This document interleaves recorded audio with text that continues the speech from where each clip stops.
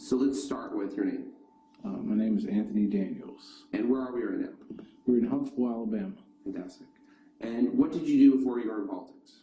Well, before I was in politics, I started out as being elected as chairman of the National Education Association Student Program, where I had to leave graduate school and move to Washington, D.C., and serve out of the NEA headquarters. So I was over 62,000 students in over 1,100 campuses nationwide, really focusing on issues as it relates to public education and education in general. But during my tenure, I focused a lot on the College Access and Affordability Bill, where I worked with then President George Bush and Senator Ted Kennedy on the piece of legislation, along with other advocacy groups in the Washington, D.C. area. In fact, the young Democrats and college Democrats were part of the table, PIRG, United States Student Association, and a number of other groups, the Student Medical Association, so a number of other groups coming together as a coalition to focus on access and affordability. And so I started out that way on the advocacy side. And a year and a half into my term, the College Cost Reduction Act was passed into law and signed by President Bush, and so it had bipartisan support. And so from that particular time, that's what sparked my interest in politics. Wow, that's a little bit more than just sparking interest. That's laying some napalm down. Now, you were also the first black man to hold that position. Yes, absolutely. I was the first African-American male to hold that particular position. I was elected by probably approximately 92% white voting bloc against three other white female candidates, and I won without a runoff. Wow, so they thought you were the right person to drop it, judging by the work you got done. Absolutely. I was truly judged by the content of my character. That's fantastic. And sorry to break it down to something so simple, but I felt that was still a standard for you, taking steps progressively in your efforts and that taking the big jump that does matter. Absolutely, because in high school, I can even say in high school, my interest was never in politics. I didn't really follow anything politically. I was just an average, an athlete, and with aspirations of being a professional athlete. It's the unfortunate part, which in today is the blessing in disguise. I tore my ACL, and so my dreams of becoming a professional athlete went down the drain. But luckily, my academic performance really helped me, and mentors and other individuals that was a part of my life really helped me, really want to go to college and get a degree and really do good for the world and for my community. Fantastic. And then you were still able to work for A&M eventually, is that right? Absolutely. I started out, following my tenure from the National Education Association, I started teaching. I taught third grade at a public magnet school, fourth grade at a Title I school, and then I went out to Albuquerque and taught on an Indian reservation between Albuquerque and Santa Fe, New Mexico, Cochiti, fourth, fifth grade combo. So I taught both grade levels and coached a little basketball there. And then I returned to Huntsville and became a corporate and foundation relations officer for Alabama A&M University. Amazing, amazing. And then when you decided to run for office, what pushed you directly towards doing that?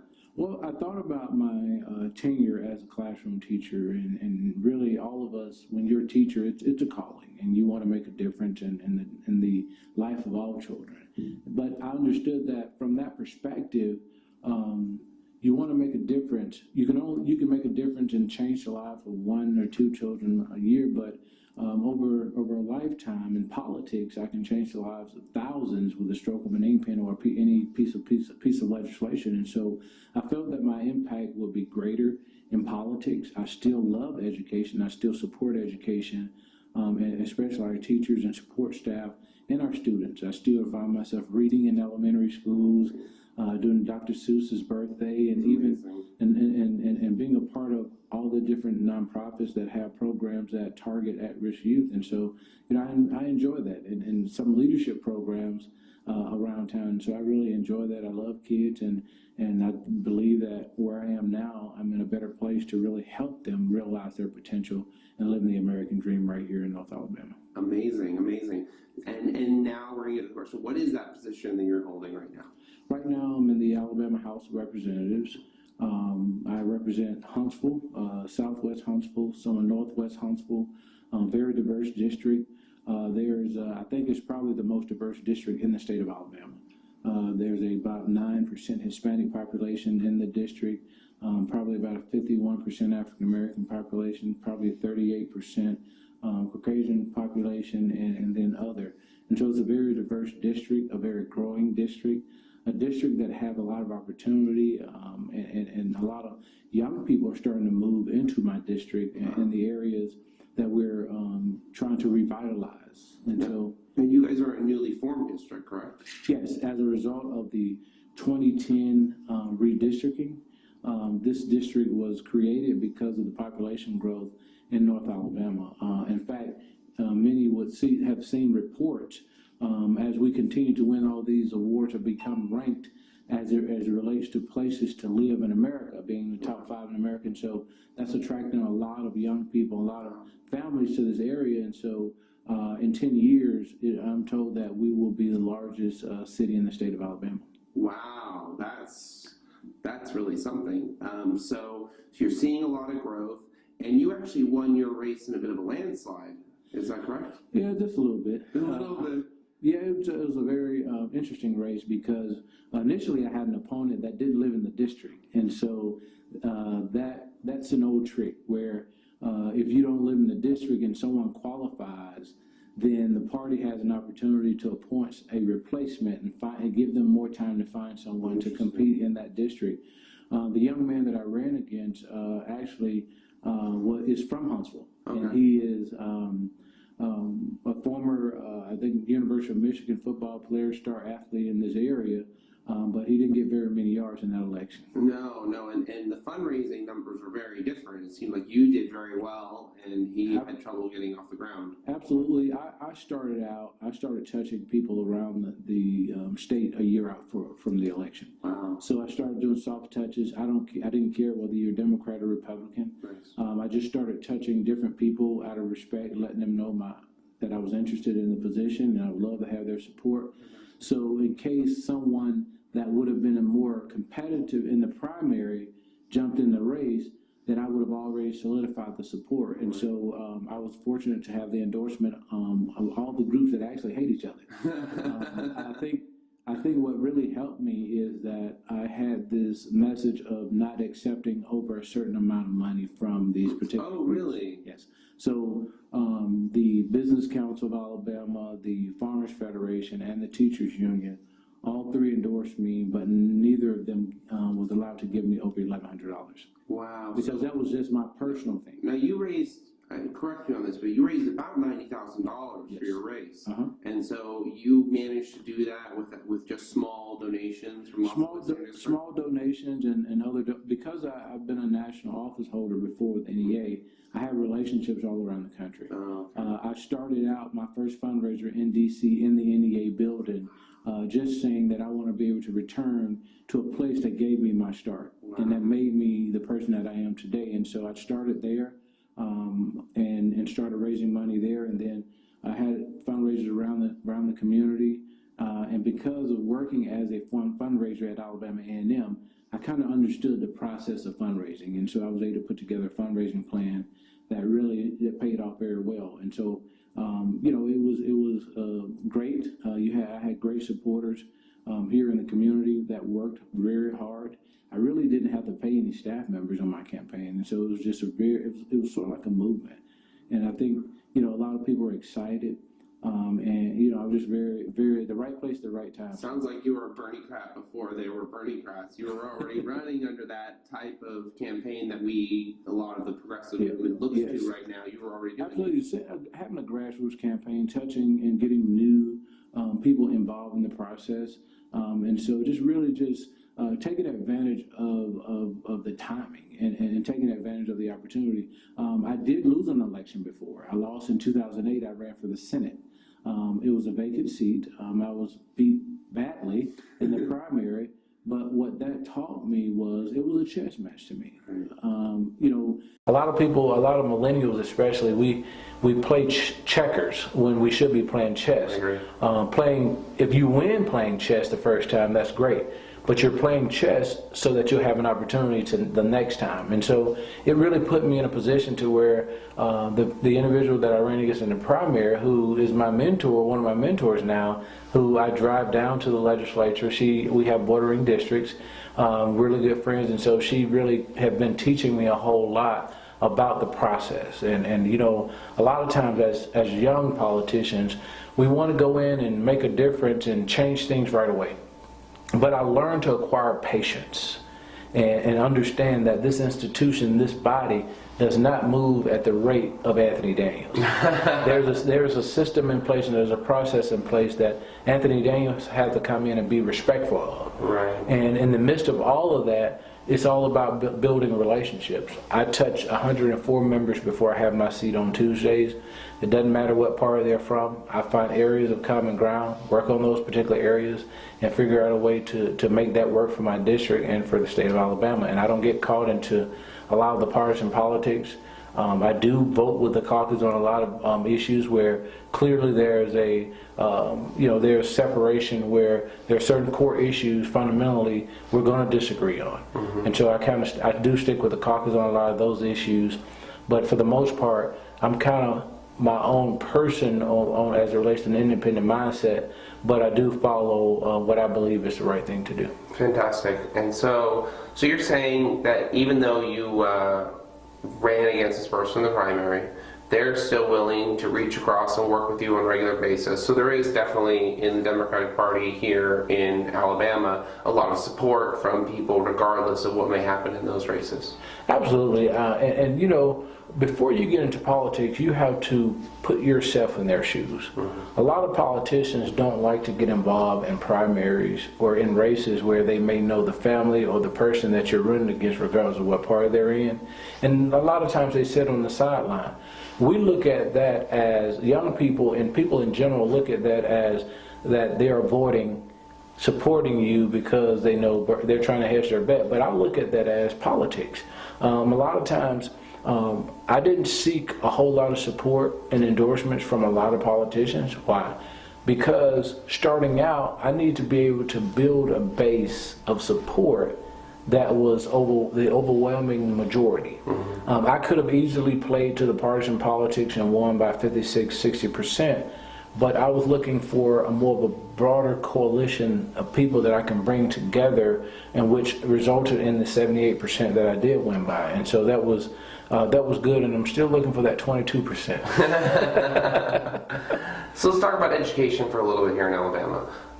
We had spoken to some people in Oklahoma, and they had said that they had a $1.3 or $1.6 billion shortfall, and the teachers were taking a huge part of that. Are we seeing anything like that in Alabama? Well, in Alabama, we have two separate budgets. We have an education trust fund, and then we have the general fund. Wow. The general fund is not getting a lot of growth because all the income taxes and different things go into the education trust fund.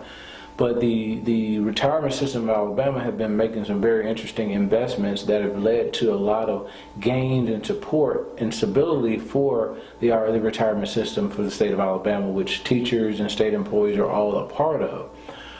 In education in Alabama, we have seen some cuts and some things in previous years. Right now, we're almost at level funding. When I say level funding, I'm talking about pre-2008. Wow. But post-2008 till today, I don't consider, although it's an increase more than we had in 2010, 11, or 12, I still don't see that as level funding. I see that as just really getting back to more of a manageable amount. And so we got a lot of work to do. There are some things that we've passed over in Alabama that I'm not so proud of. I wish we had taken advantage of the Medicaid expansion and other things, but we continue to play politics and not really play do the right thing by the people that we're serving throughout the state, and that concerns me greatly. So do you think, though, being on a more positive keel than some other states is allowing you to focus on college education for students? It is. I think that with the Education Trust Fund being where it is, we still have a lot of opportunities for funding for higher education. I would like to, at some point, see some type of system. We had an opportunity to vote on the lottery. We killed that this week. And that would have been huge for higher education. I think that would have been something to also give more resources to some of our higher education institutions where they've been cut in the past, so that they can either freeze tuition or start offering more incentives in areas that are public service areas, whether it's nursing or education and other liberal arts areas. I would like to see some more resources go in those particular areas, so that we're able to keep our best and brightest in our state. Wow, that's really great. You really sound to me like a true Democrat on the side of things, where it's education, liberal studies. Even you said the arts programs and taking care of retirements, making sure people are taken care of. Makes me real happy to hear that. It's not a question. I'm just happy to hear that. So moving forward with the bills you're working on that have to do with college and in this what we're discussing, what's your biggest roadblock right now in the way of accomplishing this? Well, you have some of your colleagues that may actively oppose higher education, and we've heard it and seen it in a number of articles, and I've just been very concerned about that. What we have to do a better job at is really educating our politicians and going into the communities. Some communities the education level may be 11.5 to 12th grade education, and maybe the person that represents that area don't feel that that's an issue that they will be concerned about, but they got to think about the future. And also, I don't know if there's a lot of waste on college campuses. That may be something that in their mind they see a lot of waste, and whenever someone asks for more money, they assume that is waste. Instead of looking and investigating and figuring out, because when you put yourself in that college president's shoes, there are a lot of things that when we go and fund something, like if it's a road, when we go and fund a road or any type of infrastructure, well, 20, 30, 40 years from now, if we're still funding that at the same level and we're trying to build more roads, at some point there are going to be monies that need to be set aside for maintenance for those roads. And so when we get to the maintenance aspect of it, then you got to ask for more money to do that. And so we got to start thinking about adding in and setting money to the side for those unexpected maintenance and infrastructure costs. And so if in the wake of a tornado or something that happens, so we got to be prepared for that. And right now, I think that I don't believe that we are governing for the future. I think we're governing for today. Well, with the way the dollar changes and inflation and the various things that go along with that, you're ending up getting less road for the same money either way. So if people aren't planning for that sort of growth cycle, then you're going to be running into those problems. So that's basically what you're saying you're seeing. Absolutely. And the same thing with Medicaid. I support Medicaid expansion, but it may not be the way Democrats want it to be done, nor is it the way Republicans want it to be done. My philosophy is we often talk about individuals being on these subsidies or dependent on these different programs, but what we rarely talk about is how do we help people help themselves. I don't think any Democrat or any Republican want to see someone stay on financial assistance their entire life. I think what we've missed an opportunity at doing is when the government was at 100% of paying for Medicaid expansion, we should have taken advantage of that and implemented something similar to the Indiana model, where individuals that are 100% to 138% above the federal poverty level will be able to be required to pay like $25 a month as if they're in the private insurance market. What that would have done in Alabama, it would have created about $24 million a year. So you will have you will have nearly $72 million already in the bank in anticipation for the federal government to have the state to pay 5%. So then by the time you're paying 5%, you're then at like $96 million that you have to use for your federal match. And so I think, in my eyes, those dollars could be used to reinvest in communities with the highest unemployment rate and have the highest dependency on Medicaid, because people are not uninsured because by choice or not employed by choice. Is because we've not done a great job of recruiting jobs in those areas that match the education level of the individuals that are there. You cannot take a large company, a technology company, move them into a rural area and expect local people to get those jobs. Those companies are going to bring their employees with them. So therefore, you're still in the same situation that you were before you recruited that company. The unemployment rate may go down, but it's only going down because there are people moving from out of state with that company. And you're going to see the revenues go up because they're bringing new money, but it's not actually helping your constituents. Absolutely, it got to touch the people. If it does not touch the people, we're doing them a great disservice, and we're part of the problem.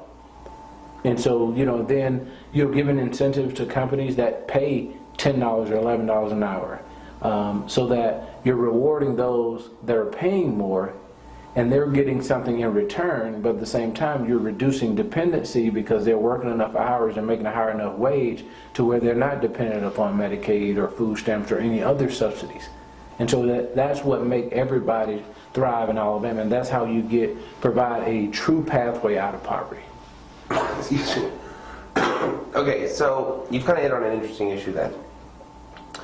Are companies coming to Alabama to bring their companies here because that subsidy system is existing, and it's like it's an anti-subsidy system basically, where they're able to bring in workers and offset that process so that they're not paying as much to their people, and then the government's taking care of it?